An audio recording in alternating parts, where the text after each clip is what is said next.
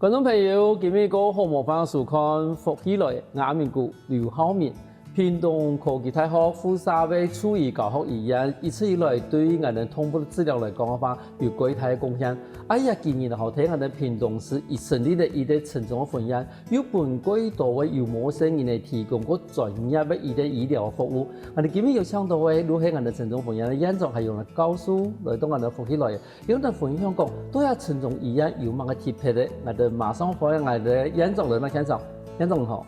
主持人好，大家好，我是屏东兽医教学医院的院长林丽萱。那同时，我喺我哋呢一个客家子弟来自我哋屏东创治的陈叔教授，陈叔教授你好。主持人好，各位观众朋友大家好，我係屏東科技大學數學科的教授鍾成書。今天各位分享兩位來到我哋現場，接受我哋福起來一個訪問。因為其實我們都知道說，當時城中分院在開的時候，大家都覺得說，哇，開在這裡耶，真的是不錯。因為其實貴東年路因為講以前有嗰種通風太太細細有嘛事情都送到內埔去嘛哈。那我請問一下院長，當初設立城中分院，它會跟內埔有什麼差別啊？好，其实我们不是真的就全部搬到这个城中院区，我们是多开了一个城中院区。那就如主持人所讲的，我们就是把伴侣动物跟特宠，所谓的特宠就是一些老鼠啊，然后兔子啊，或者是一些爬虫类，有些很特殊的宠物，但是它是养来当伴侣动物的，而且把这个医疗都把它搬到这个城中院区。那其实大家都觉得它很突然啊，其实它没有很突然，我们大概规划了10年。因为其实我们这几年来设备越来越多，然后学生也变多，我们原本的那个空间其实不够用，然后看诊的空间也很狭窄，然后再来是我们要让这些动物在生病的状况下还送到内埔这么遥远的地方，这么乡下的地方，已经很辛苦了，所以我们觉得应该要把它搬到市中心来，方便大家就诊。有部分我想問下，因為頭先我哋院長有講城中分院，它特別的是說它是伴侶動物跟特寵。第一呢，什麼叫特寵啊？這個專有名詞我聽不懂。是什麼的特寵特寵其實還是把它想成是寵物啦，是，那只是說它養的不是我們常見的狗啊、貓啊，就是現在的人會養各種寵物啊，就我剛剛講的老鼠啊、兔子啊、爬蟲類啊、手工這些，現在大家會養各式各樣的動物，但是它們都是伴侶動物，還都是陪着我們的一起長大、一起生活的家人。伴侶動物就個特別的寵物啦，對，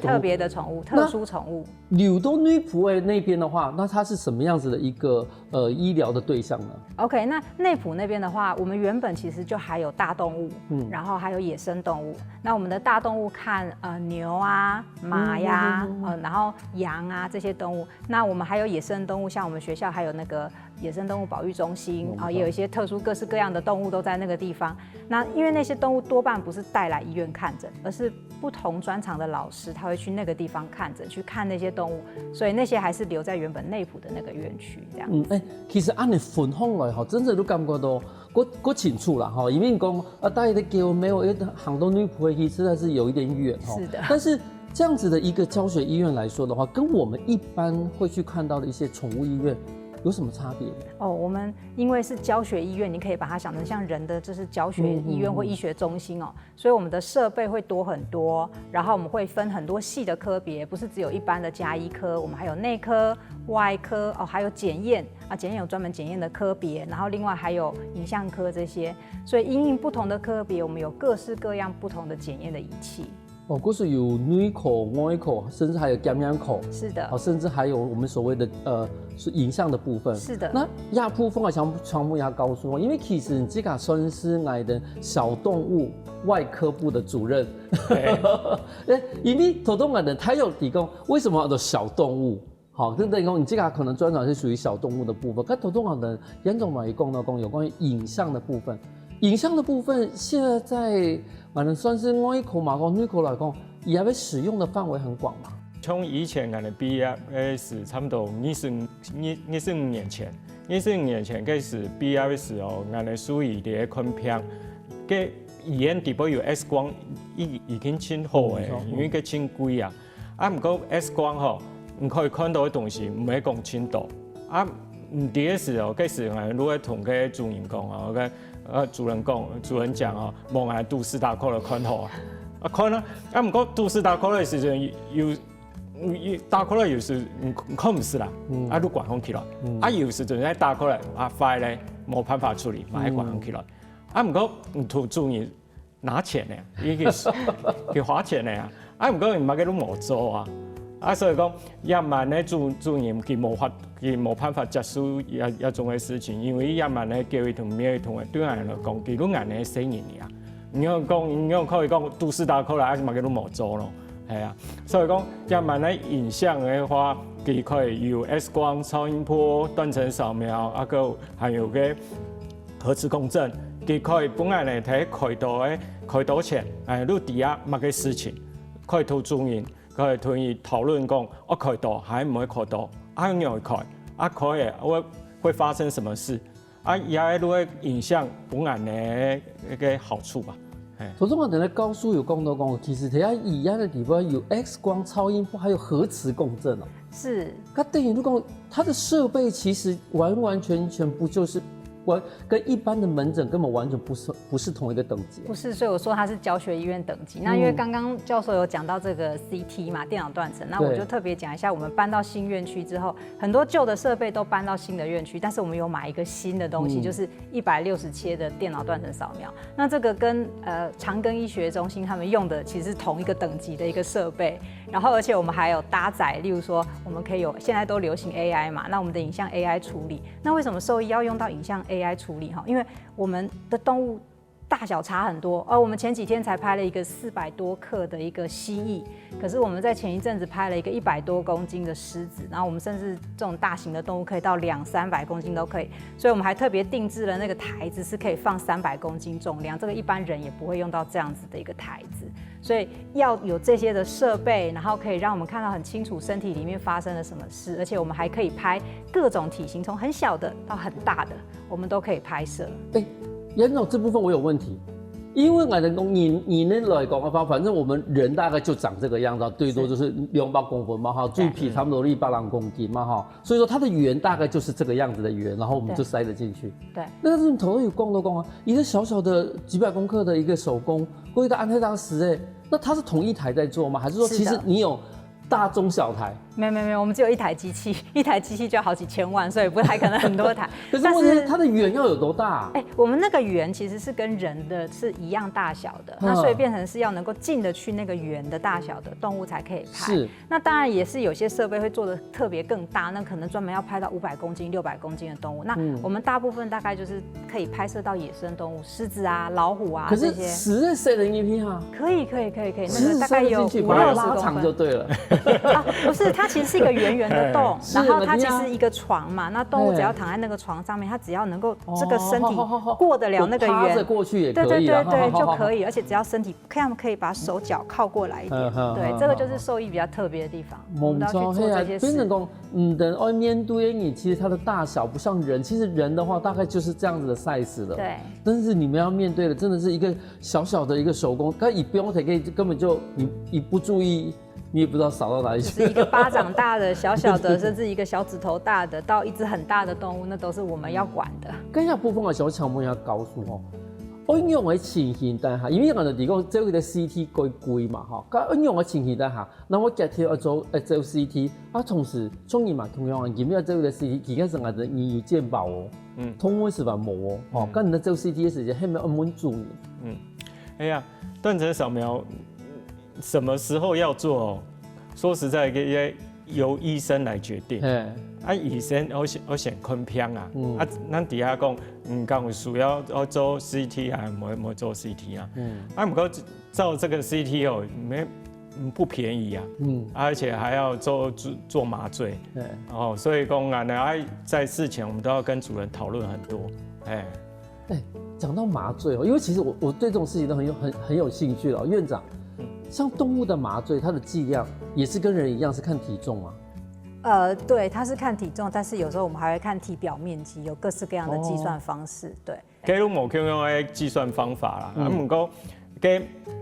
比較困難的哦，不是說劑量冇用哩啊，不同的動物劑量都冇用哦。啊，以為用可以啊，這個動物可以用啊，換了一個動物，那就不能用了。我不按你啊，這就是獸醫比人還要辛苦的地方。假如說今天我們加了那麼多的的一个这个设备进去，那同时它也没有健保，我们这些宠物目前还没有健保，它的费用是不是相对会比较高一点？应该这样讲哈，大家都会觉得兽医或是毛小孩看病费用比较高啦。但其实事实上，如果大家是真的健保费都自己付的话，如果健保帮我们出的那些钱都自己付，其实他们钱也不少。对，那只是说，我们现在都有缴健保，所以大家就觉得好像，我看病比较便宜，我的狗猫看病比较贵。其实费用是来讲的话，其实兽医是稍微高一点点，但原因是因为这样，我们的看诊的时间会很长。例如说今天我是人我来看病就说，我头痛医生就问你头左边痛、右边痛、哪边痛。可是今天这些动物来都不会讲话呀，所以我们要花很多的时间，然后先问，主人可能跟我们讲的是不是很多，可能就是他最近狼神神或是他不太吃饭，就这样子我脑中就会想，哇，他可能有这个病，然后我就要开始想了，那接下来我要做这项检查那项检查，列出很多检查，做完之后，然后可能有血液检查，有影像检查，检查完之后可能删到最后剩2个病、3个病，我再来找最有可能是什么。你可以听到我讲就讲这么长一段，那真的要把它处理出来，就是有更长的一个时间。等到我终于知道它是什么病了，我还要再花时间跟主人解释说，那我们接下来该怎么办？所以是看一个诊要花很长的时间。这是我们说，因为我的那宠物也不会讲法啦，对，它没有办法去主诉说我哪里不舒服，对，甚至跟你讲说，可能吃了什么东西，可能吃了什么东西，或者是我遇到什么状况，所以说我是现在这个样子。所以说他只能病恹恹的瘫在那边，或者是张牙舞爪，对，不让你接近。所以就是主人都会观察到一些小小的不一样，最近走路怪怪的，最近精神不太好，晚上怎么都会起来叫之类的，就是小小的事情带来。可是这个对应的病好多我们就要慢慢讲不像人自己会讲嘛。没有错，或者变成诊断的过程变得会拉得很长。对的。可是看到影片，他看有因为讲，其实伊在处伊的教学一样，其实伊唔单止喺设备嗰度，伊同时伊面临到问题嘛，变喺嗰度。休息下我，下個節目我哋埋嗰度好精彩故事哦。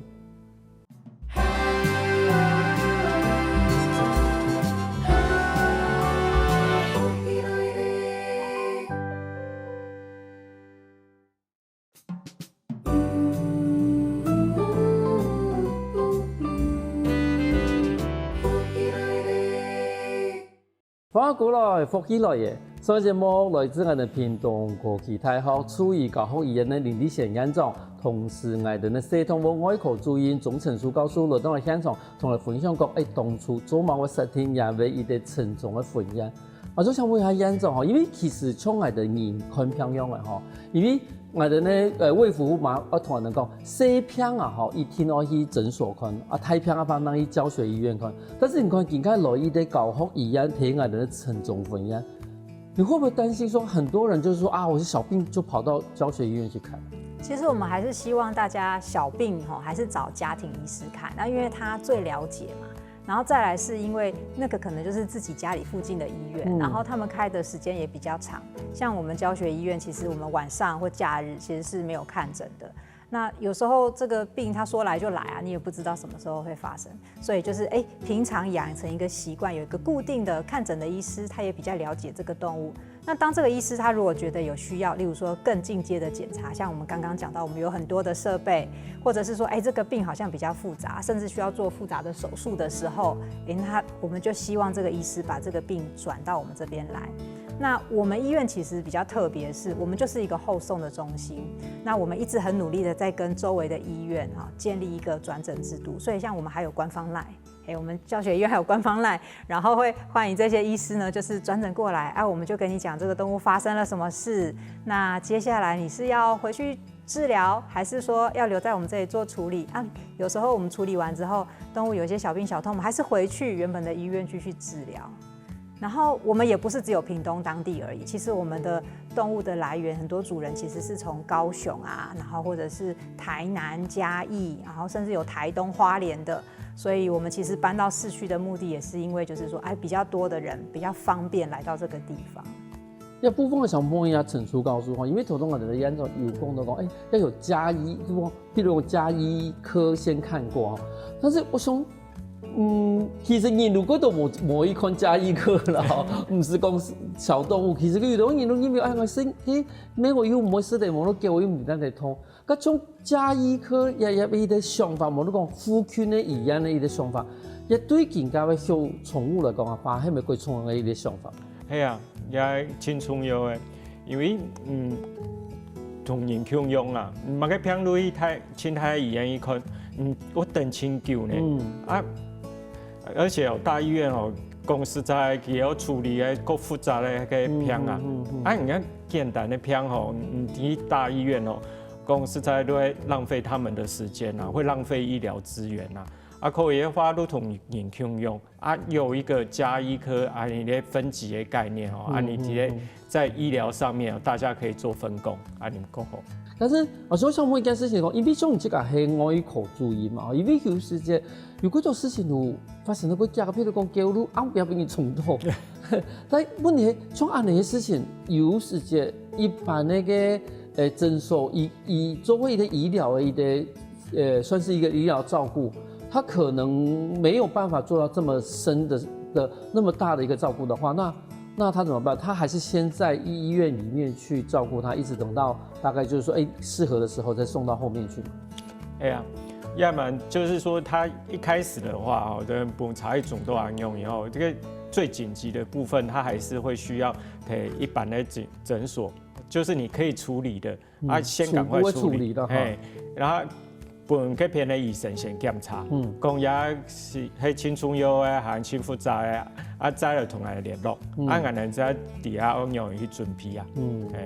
等於如果可能的嚴重有個講，剛剛的陳總分享，它真的就是一個算是，雖然說它在平北啦，哈，它等於是但是也有一個範圍，就是這整個一個大範圍裡面所有的算是。後備醫院，好，過從業的事情過難處理耶，它真的是需要大的儀器的才能夠去做的一個診療的一個行為的話，就是後送到這裡。那結束完之後，你們也會回到他們當初比較容易去照顧的一個診所去。對。可告訴我，我其他縣市我剛好就有，比如說很大型的動物，它可能要到內埔的，我可以先到這邊來嗎？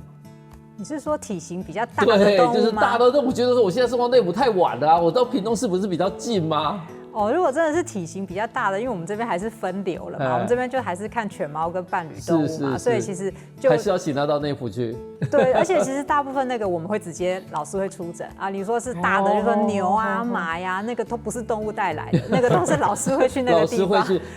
醫生會講醫啦，唔可能我送過了也騙了哈。對。但是從那邊來講，我幫人的陳中分院他自己這樣子的一個算是獸醫的定位來說，其實我覺得。等於是說，幫人家夫區呢整個獸醫的一個體系變得更紮實，是，好，等於說它的整個是更完整。西邊有夫區呢，跟種醫院的可以看，感覺真的都太平，真是講做個檢查時間，反正至少現在有個城中分院可以讓大家有一個算是後備的一個基地來說。那手術也可以在那邊做嗎？係啊，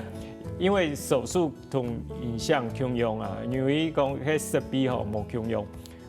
影像有個像 CT 啦、MRI、超音波，佢都清貴。按人哋個手術室吼，但係手術室底部嘅東西咪清貴呢。按佢有麻醉機，佢有生理監視器，佢有還有個電刀，買個東西按你講起來，每差不多1000萬。一個小診所，我很緊嚟去買按到嘅東西，佢冇可能啊，而且。在我們大醫院吼，我哋有青銅人可以填數，有麻醉師，有助手，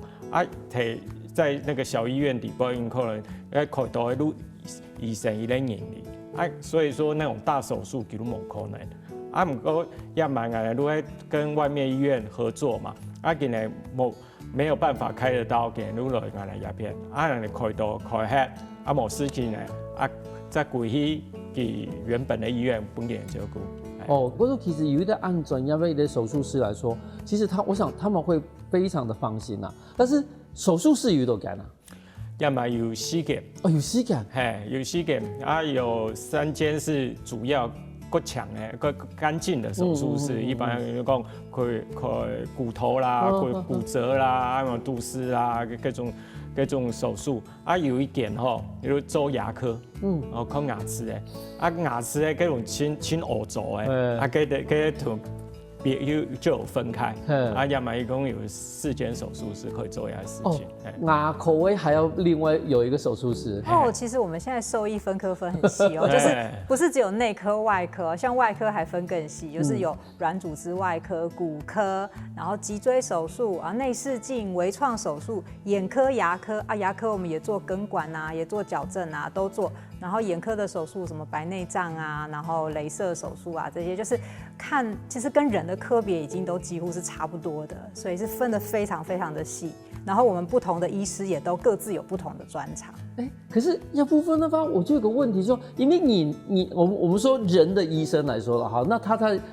当初在专长的培训过程里面啊，你就是牙科就是牙科，你是外科就是外科，外科的眼科啊什么之类的，他的专业就分得很清楚，他的后来的整个专业的训练。可是他出院哦，以后马个时间有分口哈，也蛮猛，这是我们现在在努力的，因为很多专科啊。专科训练，人医他们就是有专科训练。对，亚马的话，我们在努力。亚马呢已经有住院医师训练，住院医师同仁共用在我们教学医院里边，所以呢也偏有内科、外科、影像科的训练。不过亚马今年毕业以后啊，我们目前在台湾还没办法讲，有在讲，你可以去考一个试。讲如果外科专科医师，外科专科，亚马呢含前有，亚马呢在努力啊，对啊。可是我说变成讲希望推广的，就是说以后就是或者是说我同样是兽医系毕业，但是他可能是眼科专科、齿科专科，是的，在他的还是说他同样拿到这个毕业证书之后，他其实自己去选修他要的一个次专科呢？其实兽医真的很特别。我们兽医不是只有看犬猫也不是刚刚讲到这些，我们大概要学好多好多动物，猪啊、鸡啊、牛啊，通通都是我们要管。在大学毕业的时候，我们要考执照的那个时候，其实所有的动物都要考，除了人以外的动物都是我们的病患。对，然后其实我们什么都要管。那可是毕业之后，事实上每一个人会选自己的专业，像我们2个就是属于犬猫方面专业的，那我们就会很钻研在这个地方，至少都是花好几年的时间才会成为一个比较像样的犬猫的一般的医师。接着我们还把犬猫的医师再分更细，然后就是您刚刚提到的牙科、眼科、骨科什么这些都分得好细。那这个在国外它是已经有专科医师的系统。那在台湾来讲的话，目前还没有一个官方认证的一个系统，我们只有在各个学校都会有专科医师的训练。所以像钟老师，其实他本身是亚洲外科专科医师的院士那他们现在就是整个亚洲的系统也在努力的想要把这个自己的制度把它建立起来，包括台湾的，包括亚洲的。可是嗰種人來講嘅話，其實一般來講，其實他有泰國伊的醫生都考醫療嘅專科啦。咁他一般嘅話，變成伊的處理時，伊可以遇到專科啊。遇到的專科，真多呢。如果跟美國來講的話，美國係各種次專科啊，次專科入侵多。包括還有個腫瘤科，還有放射腫瘤科，還有麻醉科，真多。不過台灣他那個還需要很多時間。嗰陣嚟談後來，其實我哋處理伊的醫療嘅內容嚟講嘅話，真是營業嗰度，有時下無很多節目，我哋買嗰度好精彩故事。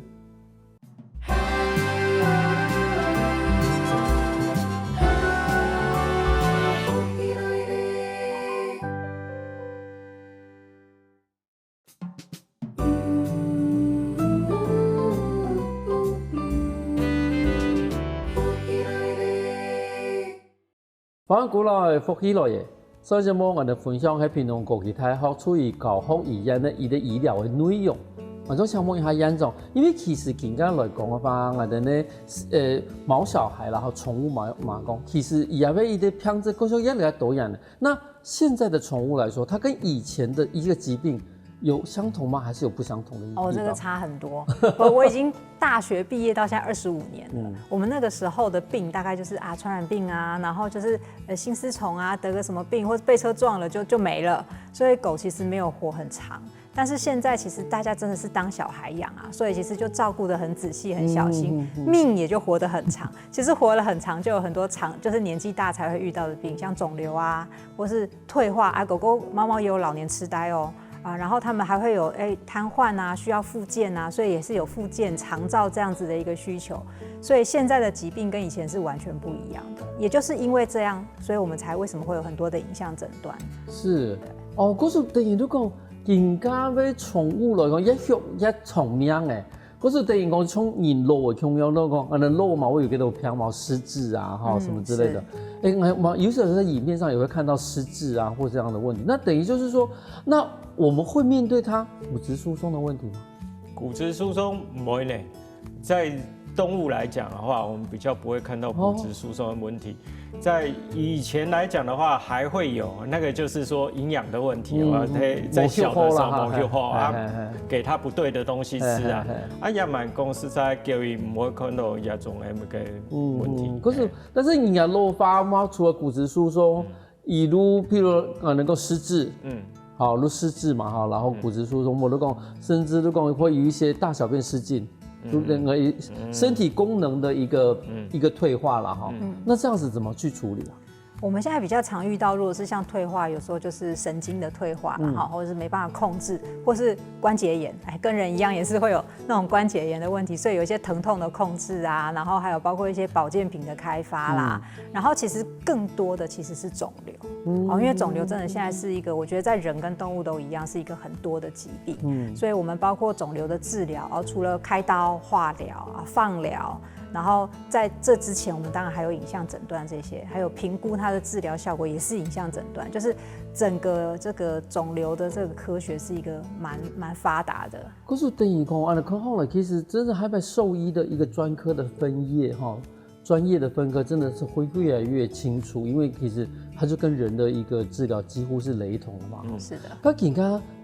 你讲高雄宜安天安的城中分院，那他在社会的角色上的定位大概是会落在这样的角色？是我们当然除了就是这些医疗啊、教学啊，我们还有很多的社会责任。像我们学校其实是有率先在全台湾成立一个公益的血库，那我们就是希望像招募一些健康的狗狗、猫猫哈，来当捐血的勇士啊，就是趁健康年轻的时候来捐血，救助更多的毛小孩。那这个就是我们一直在推广的一个概念，这样子。因为也要血库哈的，以前跟 Fokilo 其实有邀请过老师来说明这件事情，我也觉得真的是很好。那现在就是说，他城中分院，他现在也有担任这样的一个角色，对，而且他其实他的，你看讲，假如我今天有这样子的想法的人，其实他可以不用跑到内湖去了，是，他直接到屏东市就近就可以方便来这样子。告诉我，你咪讲其实我们呢，城中分院以这个为伊的沙飞经营地位为忙个么？我们很多教学医院啊，公司在教学哦。教学对象不是只有学生而已，还有包括兽医师，要蛮兽医师都会参加个继续教育都会你同年共用，你每一年都还要去上课，要进修。按的教学医院在医院底部，我们会把最好的设备最好的治疗方法把它整理好在继续教育的时候。就可以跟那个兽医师，外面的兽医师跟他们做教育，让他们可以学到最好最新的这些技术。里面其实真的是从你中央了哈，每一个医生其实甚至是药师，他自己本身都还要做不断的在他的进修的教育，其实真的出于嘛嘿，因为其实会有最新的药啦、最新的治疗方式哈，其实可以喷他的眼底。那其实两位其实在教学上面或者是临床的一个职业上面都已经很久了嘛哈。那有没有一些在教学上面啊，甚至说是你们临床上面的一些小故事可以跟大家分享一下？好，因为我的影像的专长其实是在日本受的一个教育嘛，哈，那我们在日本有很多的影像工具，然后我就可以看到很多以前我们都没看过的一些疾病，然后都没看到的问题，这样，所以我那时候刚回来台湾的时候，其实我也就说，我想要来做一些研究，或是做这方面的诊断啊。那个时候甚至会有一些长辈跟我讲说，你想做什么肝肿瘤这些研究？那肝肿瘤那个只要得肝肿瘤就安乐死啦，那个不用救了啦，哈，那个不会好。我就想说怎么会这样子？那其实明明就是可以治疗的。尤其我如果可以先拍影像，我知道它是良性的、恶性的，我知道它长在哪个位置，我做好手术的一个计划。其实就算是恶性肿瘤，也是可以治好的。那像这些得肝肿瘤的病患啊，有时候他们在日常的健康检查中是意外发现的，可能就只有肝指数一点点异常这样子，然后去拍了影像才发现，哇，它长了一个好大的肝肿瘤。所以我们现在都会建议在健康检查的时候，一定要加上影像的检查，因为这样子我有一些疾病，我可以早期发现，早期诊断之后，早期治疗，其实治疗效果都不错的。我们说按你看好了吼，其实像我们宠物的一个医疗地步，就这是很影响了我们吼。唔係講啱咪的血，如果有嗰種講血地步，有一些的指數有一些問題的話，好，真的如果建議去做更進一步的檢查。那高叔要邊咯？我要讲的故事因为做术语做了25年遇过青豆的片不过印象最深刻的还是这个教育教育喺太好时学的，同来去日本读书又在国内。佢做过日本教育，一百代日本喺日本5年，佢去做5年的日本教育。不过佢过来佢16岁时，原来佢得到个骨癌，骨癌而且还长在这个脸上，脸上骨癌。开始你看到佢嘅嘴流一滴血而已个只有嘴巴一打开就一小颗。原来你照断层扫描，所以我才发现佢嘅屁股底部已经长了很大一颗。原来你开刀差不多开了4次刀，一家推开刀，一家叫一家开。又在做免疫治疗，做化学治疗，做青头事情。本来骨癌一般来讲，它只能活不到1年。原来你做，他最后都活了2年。对，18岁走掉。但是那段过程青龙眼会讲因为兽医师的教育替后面，因为要你靠去卡照顾去卡开刀，不是花钱，不是刚才讲，不过讲实在，身为一个兽医师，我也是主人所以说在治疗过程中我其实比一般的主人更痛苦。因为我要面对自己动物的感性的那一面，还必须要很理性的变成兽医师来决定我要怎么去治疗它。那但是在这2年里面我就是学会了主人他是怎么想的，尤其动物在最后他要离开得到肿瘤的时候，他的感觉是怎么样，他的心情是怎么样。所以现在来讲的话，如果遇到我的病患，如果他得到肿瘤，我在跟主人沟通的时候，我就可以用我的经验来跟他分享，因为我知道他们在想的是什么。其实真是冇简单啦，尤其喺这个学个研究嘅，尤其是有批判过这个韩国，其实人生最无限的时间，去读书的时间，其实喺啲國家去讀書，然後其實壓力過大，好彩有啲陸卡帶過來教的但是人家教的是讀到有問題。但至少這邊也驗證了一個事情，就是說有些口號了，它可能只是一個小小的血泡，但是一檢查後了假如說有這樣的儀器可以檢查下來的話，發現可能整個臉都已經被侵蝕了亞部分我相信其實看到亞片幾多的，你會想到講，我以後也要當獸醫師。来，院长，您先分享一下。假如今天我们由你的所内来讲看到这边节目，还一般想要到出医师吗？你有什么建议吗？我会建议他们先去就是兽医相关的工作，去见习一下，认识一下。那种兽医相关的工，美容算不算？美容其实不一样，那个是美容的部分，医疗的部分。因为很多人对兽医师的幻想就是我都穿个白袍，然后就是每天跟狗狗、猫猫玩，好像很开心。其实我们接触到的动物没有这样子可爱爱的啦，都是生病的、很辛苦的。然后你要跪在那里帮它把屎把尿、清洁，然后又臭又脏，有没有办法忍受这个环境？然后忍受这种辛苦？然后就像我们一样，我们刚刚提到，我们自己的动物会走，你也是会面对这些动物的生老病死有没有办法是好好的去处理这一整个情绪，我觉得这很重要。还有再来，其实我说过嘛，兽医不是只有做犬猫嘛，所以应该去多认识兽医有哪些出路。哎，猪病的是做什么的，禽病的是做什么的？哎，想想看，这是不是真的我想要的？所以说，当初你为什么会去念兽医啊？哦，这个问题好难回答，因为我们当年其实坦白讲是考试没有考好啦，就是反而要念医学系没有考上。但是后来，因为我自己也很喜欢动物，然后我其实那个时候就觉得，好像当一个兽医师也很不错。我们那个年代其实没有想太多，但是慢慢的过程中会发现其实兽医是一个很有价值的工作。可是你自己在求学的过程，甚至说在实习的过程里面，也就像你刚刚所提到，就是那些现实你都一个一个有去面对它。是的，是的。然后我觉得，对，这是我可以接受的工作。那陈叔告诉呢？以前有一种也蛮好商业哦，他们选兽医的时候，但也蛮现在差不多80%-90%，他们都想要去做小动物啊，狗跟猫选择的原因就是觉得。不用跟人接触，动物比较可爱但是真正的你在做医疗的时候，你还是要跟人接触，因为其实动物的情绪轻简单不过最复杂的还是人，我们通常还是要跟人的，所以不要觉得是说我只要看动物我都不用跟人接触，那是不可能的事情。对啊，那还有就是说，还有人会选择小动物的原因如果我还没一款主意，还没一款建议亲欧洲但是狗跟猫你没法偶事你没法偶喵你还是要去做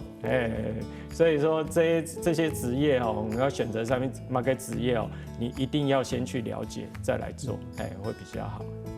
可是我看今日节目观众朋友，我发现到讲我们屏东科技大学处理教学伊在沉重分野，伊唔单止算是我们伊的医疗的伊的教学机关，同时伊嘛喺我们对普屏东来讲，甚至高雄来讲，伊的改好的处理的后批的医院。今日感谢两位来现场分享那么多精彩的故事。谢谢主持人，感谢大家。休息下无，咱听下时常来听下运通。各位福起來嘅觀眾朋友，記得當我哋嘅面書、網站，同時到 YouTube 把我哋嘅影片分享出去哦。